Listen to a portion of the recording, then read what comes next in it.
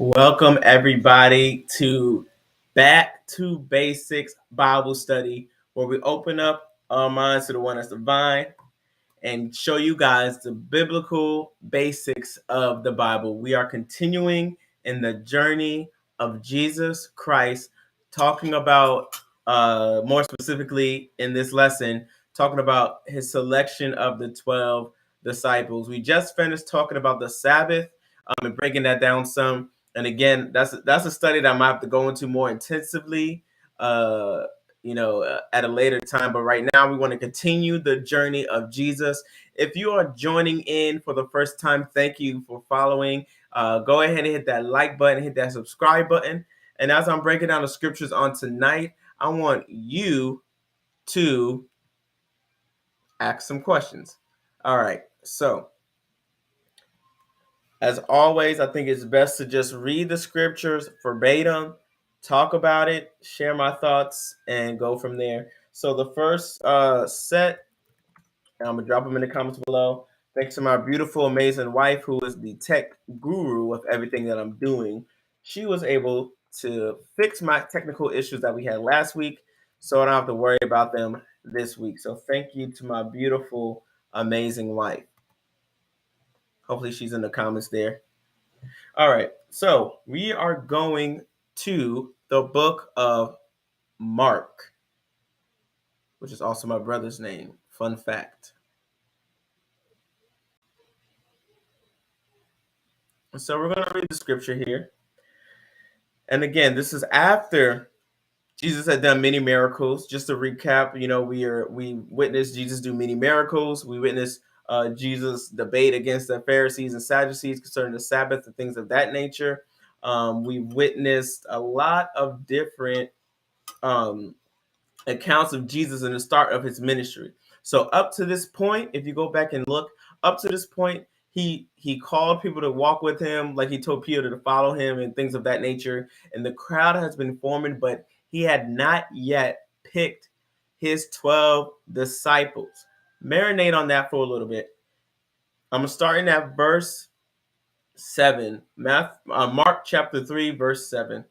Another fun fact, Mark and Matthew parallel a lot. It was rumored that Matthew took a lot of his accounts from Mark, but then took his own personal touch and added more to it from other stories that he heard. That's just one thing that I've heard about, the Gospels in their synoptic ways, right?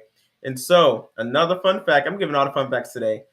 All the texts within the Gospels were not all in chronological order. So I was doing research to find, the everything and place them in chronological order. I also have a chronological Bible, and we've been doing a lot of research with that. So if this is your first time, that's where I'm coming from. If it seems like I'm all over the place, I'm actually going in order historically of how these accounts happen. So in Mark chapter 3, starting at verse 7. But Jesus withdrew himself with his disciples to the sea. And a great multitude from Galilee followed him, and from Judea, and from Jerusalem, and from Idumea, and from beyond Jordan, and they about Tyre to Sidon, a great multitude. When they had heard the great things he did, they came unto him. And he spake to the disciples that a small ship should wait on him because of the multitude, lest they should throng him. For he had healed many, insomuch that they passed upon him to touch him, as many had plagues. And unclean spirits, when they saw him, fell down before him and cried, saying, Thou art the Son of God. And he straightly charged them that they should not make him known. This is very deep right here. So first, I'm going to go back to verse 8. They that were following him started hearing about all the great things that Jesus was doing. Hey, shout out to Harrison Family Values. Thanks for joining in. If you got any questions, let me know. We're breaking down the Gospels. So People from Jordan, Tyre, Sidon, multitudes from all around. That's like if you're from Florida and the word was like if you go look on a map, it's really like it's really big. It's like people from Texas all the way up to Virginia was coming in here about this man named Jesus in Florida. So that's like a what's the word? Just geometric view of what it could look like as far as like distance was where the people were coming to visit him. And so people were coming from all around to hear him because of the great works that he was doing. I like this part here because it breaks down exactly what Jesus was doing at this time of ministry and his focal points. It said he spake to his disciples. Now he's talking about everyone. Everyone that was following him were his disciples because they were disciplined in their pursuit of Christ. Every single one of them were his disciples. Okay? And he told him that a small ship would wait on him because of the multitude, lest they should throng him. So he was going to wait, right? Because a multitude of people were trying to walk with him, were trying to be with him, were trying to go where he was going. And he gave them wisdom because he knew that everyone would try to go with him. And so he was precautious in that approach to going across the sea. But while he was there, it said, for he healed many, insomuch that they pressed upon him for to touch him, as many as had plagues. So people that were sick he did not fear. I like this part right here in this story because people who are sick did not fear approaching God, and Jesus did not push them away. He was there for that purpose, that time of healing. He made himself present. He made himself available to those that needed healing. And so when people are sick, he wasn't like, oh, I'll pray from a distance. Oh, you guys go over there. I'll send a word. Not in this account. Not at this time. He was that powerful that he can send the word. And there's another account with that. But the multitude had plagues. The multitude had coronavirus, right? And he stood in the gap as they touched them and tried to reach him. They were healed just by trying to grab a hold of him. And unclean spirits, when they saw him, fell down before him and cried, saying, thou art the Son of God. People that were full of sin, that had unclean spirits, spirits that were not of heaven, spirits that were of the world, that were of hell, that were tormenting, that were that were consuming the people. Those spirits, because they were spiritual beings, they recognized who God was. And sorry if it gets fuzzy, y'all, because um I have a storm here, so I'm trying to. Maybe I said the wrong word. Maybe I said a trigger word, right? I said a trigger word. I should have said that. All right. All right, so we good now. Yeah. YouTube try to fuzz me out because they know I said a trigger word. So I'm not gonna say that word again. All right, so again, if you're joining in, hit that like button, drop your questions below. But we're gonna keep going. This solidifies who Jesus was. And this is still the beginning of his ministry. He hasn't even given the great Sermon on the Mount yet. That's coming next. He hasn't even picked his 12 yet. We're about to talk about that in a little bit. This guy, before he had the cloud of witnesses, his disciples having his back, before he died and rose, this is the start of his ministry, healing people. Think about this. In the beginning of his ministry, healing people, some of the first people to acknowledge who he was were the unclean spirits. They saw him and fell before him. He didn't have to prove himself to the unclean spirits. So the people that the unclean spirits knew who Jesus was. And they cried, saying, thou art the Son of God. Before he had to prove himself, before he did many miracles, there's a lot of huge miracles that Jesus did not even fulfill yet, according to the lesson that we're doing for you guys. And they were already telling the people, worship this man. He is the Son of God, right? I'm getting excited. And they straightway charged them that they should not make him known. So in that moment, even to the point where the demons, unclean spirits, were recognizing who he was, they were charged, all the people were charged not to go forth and say, this is Jesus. Sorry, guys. My apologies. I have a dry throat, so I need to take a quick sip. My apologies. All right. So, continuing forward. This happened next. And I'm going to drop the similar scriptures so you can read them side by side. Give me just a moment. So we're still in Luke. We're about to be at verse 13. The parallel scriptures for that are Matthew 10, 1 through 4, and Luke 6, 12 through 16. Okay? So we moving. Mark 3, verse 13. And he goeth up into a mountain and calleth unto him whom he would, and they came unto him, and he ordained 12 that they should be with him, and that he might send them forth to preach, and to have power to heal sickness and to cast out devils. Right before I read off the names, there was another account here that I wanted to read here.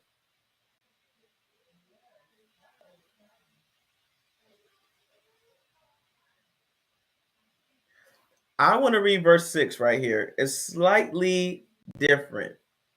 And I want you to catch why I wanted to highlight this particular passage in Luke 6 and 12. The first one right there on top, and it reads, and it came to pass in those days that he went out into the mountain to pray and continued all night in prayer to God. He prayed all night because he knew what he was about to do, okay? He prayed all night. And in the morning is when he went to call unto himself his disciples. So all night he was prepared himself for his work. I want to encourage you guys that whatever God has placed you to do, don't just jump on the first person that likes your idea. The first person that thinks is a great idea, the first person that comes to you or shows themselves, even if they're in your circle, right? Don't give them that first put it like this. They got to be tried. They got to be tried. Jesus was doing miracles, was walking with these people, had disciples for days following him. But he waited a little bit. He waited a little bit. And then when he decided it was time for him to bring people onto his team, you know, if you're in ministry, to bring people onto your staff. I like to throw business in there. If you're building a business and you want the perfect team to run your business, don't just get the first person that you see that looks qualified, that seems qualified, or that's acting qualified. Go into prayer and seek the Lord all night long so you can clearly hear from heaven who do you need to have in your circle, even concerning the things in your life now. God is about to take you in a direction where you have to right now look at your circle and pray and make sure that the people that you're going to continue with in your circle are who God has for you.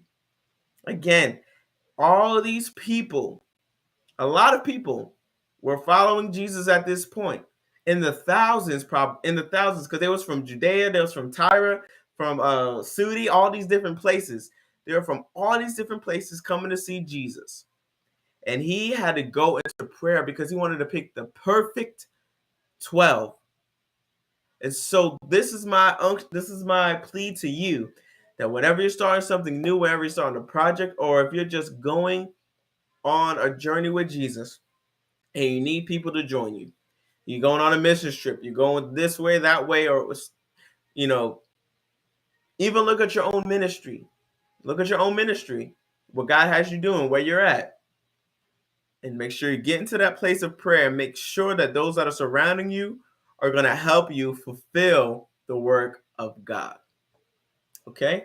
Because it could be a good thing, but it might not be a God thing. Okay? Could be a good thing, but it might not be a God thing. And it says, and when it was day, he called unto him his disciples, and of them he chose 12, whom also he named apostles. He named them apostles. And I'm going to tell you, in Mark kind of tells you why, right? So in Luke, it lets you know that he names them apostles, but the ordinance behind it is found in Mark 3 and 14. And he ordained 12 that they should be with him, that they might be sent forth to preach, to have power to heal the sickness, and to cast out devils. So he was given his bodily authority to 12 specific people that he felt was able to do the job. Simon, he's surnamed Peter, and James, the son of Zebedee, and John, the brother of James, and he surnamed them Boanerges, Boanerges, and which is the son of thunder.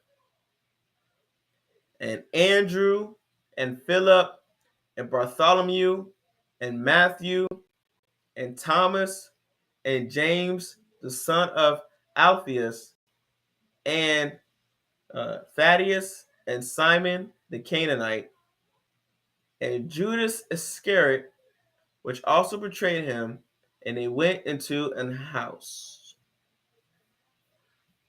Well, and just reads off the same there. And they both end the same way with Andrew, Peter, the brother James and John, Philip and Bartholomew. So the name is slightly different there. So some of the text might show the other one. This one shows Bartholomew, Matthew and Thomas, James the son of Alphaeus, and Simon called Zelotes. And Zelotes right here that you will see this word Zelotes. I had to look that up. And it meant one that was held in high regard, almost like a priest that wasn't a priest. It was a priest. They walked in a sense of holiness and were placed in high regard because of how they carried themselves.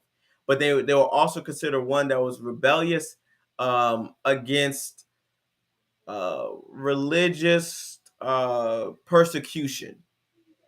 So like the priests, so they were considered holy like the priests, but they weren't of like the priesthood, but they were more of advocates for the Christian body. And so, and if you research exactly what they were actually like a crusade where they helped out. Here, let me actually go to it because I took a note there. Where there was a priest named Eleazar. So Eleazar, this happens after Jesus, who was uh, in the Roman area, and they call on the zealots to help them war and fight against the Roman Empire, and they were successful. But those were the people that were religious and also, in a sense, against rebellion. So I mean, we're not against rebellion, but they were rebellious. But that was different than the Jews here. It was basically someone that was held in high regard, someone that you might know that is simply holy, that is simply righteous, that is simply walks upright. They might not be a pastor, a preacher, an apostle, but when you see them, you know the anointing of the Lord is on them. You know they have a zeal of God. You know that they carry the anointing of the Lord, a zealot, that as it were. In this one here, it says, and Judas, the brother of James, and Judas Iscariot, which also was the traitor, right? And so you can tell when they put the text like that these things happened after the fact. This happened after the fact where it came to, acknowledging who Judas Iscariot was. And so that's a whole nother story in itself. But the way these texts are written, they're written as, they didn't write them as they were happening. All this stuff happened and they basically pulled from memory the best they could. That's why you see something like Bartholomew's name was written Bartholomew here, which doesn't make a big deal. Those Bartholomew there. So James, okay, my apologies. James, whose surname was, let's see. Nope, doesn't have what the meaning of that is. All right, cool. And so this is what happens after he helps the disciples. I got a few minutes left here, but I wanted to shine light on that at this particular time, after he was healing people, after he was acknowledged by demons who he was, he chose his disciples, and it was important that he went into prayer to do so. So remember, if you don't learn nothing else from this Bible study, remember that Jesus prayed heavily to himself, by himself, before he did great work. When he knew a task was coming that was going to be too much, he went and prayed because he knew who he was dealing with. All right, let's go to Luke chapter 17. We're going to talk about Jesus healing the great multitude, all right? Let's go. You guys with me still? And he came down with them, the disciples, after he chose them on the mountain. And he stood in the plain in the company of his disciples, and a great multitude of people out of all of Judea and Jerusalem, and from the seacoast of Tyre to Sidon, which came to hear him, and to be healed of their diseases. And they that were vexed with unclean spirits, and they were healed. And the whole multitude sought to touch him, for there went virtue out of him, and he healed them all. So if we bring this full circle, Jesus Christ healed, saw the multitude, went into prayer because he had foresight. So he was like, okay, this work is getting greater. A great multitude, right? Let me see if the text was different earlier. Because, I'm a firm believer that wording is everything.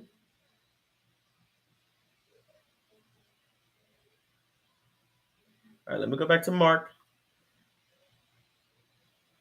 just so I can confirm my thought process here.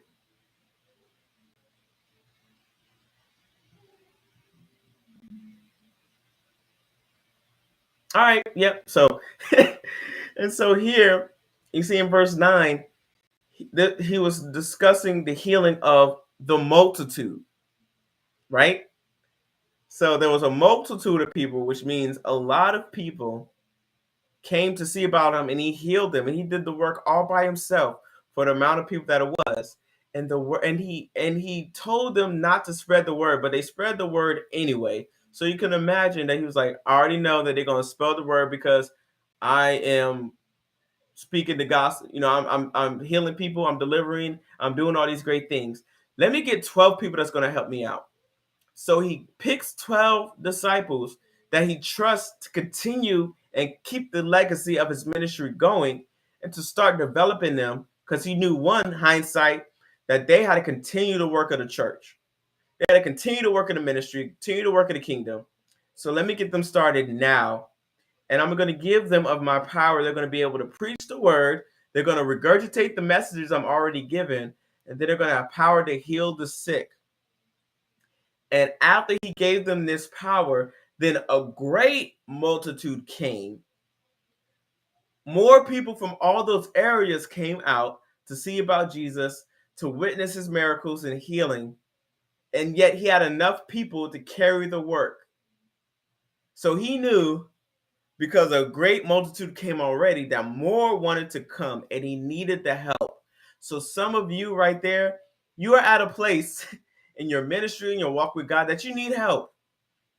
And it just so happens that I'm talking to this point because one thing that we do big in our ministry, in our And in my business is teach people leadership quality, communication skills, and development skills on how to build a relationship, how to build a community, and how to network so you can build together, right? Jesus was at a point now where he could not do it alone. Jesus, who is God and man, yes, he easily could do it alone, but he used his own wisdom to say, I can do it alone. I have the power to do it alone, but I know it will be better for me not to continue this by myself.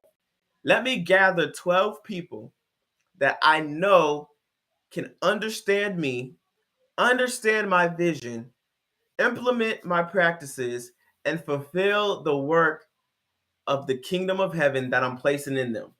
And they were able together to, as verse 19 says, and the whole multitude sought to touch him, for what went out of him healed them all. I believe his connection and pouring out to those disciples to assist with the work that was being done was enough power to heal the great multitude. Jesus alone, well, not Jesus alone, yeah, Jesus alone. I'm going back and forth with it. Jesus alone gave the power necessary for his work to be fulfilled in that area, for lives to be touched, to be changed. Like, wouldn't you want to get that healing if he was in your neighborhood? If you heard Jesus, how far would you drive in today? If you live in Virginia and you heard Jesus was in New York, how quick would you get on the train? Well, never mind. I'm not even gonna go with that question because the Bible even talks about if someone's saying that they're me, do not listen to them. So forget that whole thing. Forget that whole thing. Forget I just said that. But how far are you willing to go to pursue God? How far are you willing to go? How much effort are you willing to put into your walk? Who are you willing to grow with? And that's the key thing. What makes it hard is one doing it by ourselves off our own strength. So the power of God makes it better. It makes it better for us. Number two, it makes it so much easier to have a team on this journey with us. So I encourage you guys to get into that time of prayer, seeking the Lord, and really understand his vision for your life, and really take time to figure out in your circle of influence who is building you up and who will take you higher in this time. And again, not saying that people in your circle are bringing you down, but like if you was going to pick LeBron James or Paul George, right? You're gonna pick LeBron James or Paul George. Paul George is a great player, but I know I want to win this game, so I'm gonna pick LeBron James, right? That's all I'm saying. You gotta get into that space of finding out who exactly God has for you and who is essential for your journey.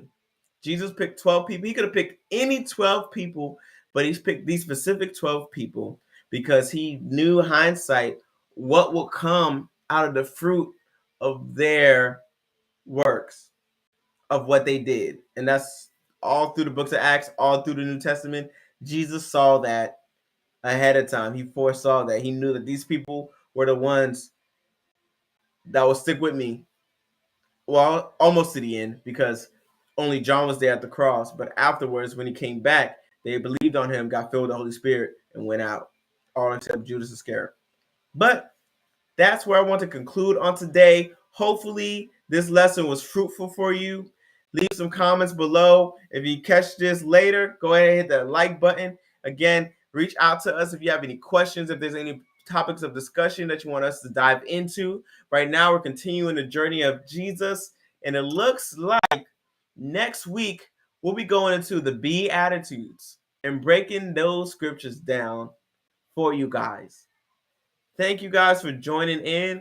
And as always, be encouraged, be blessed, be inspired, and get your circle right.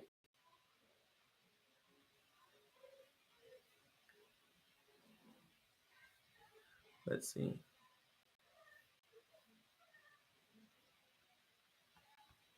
Till next time.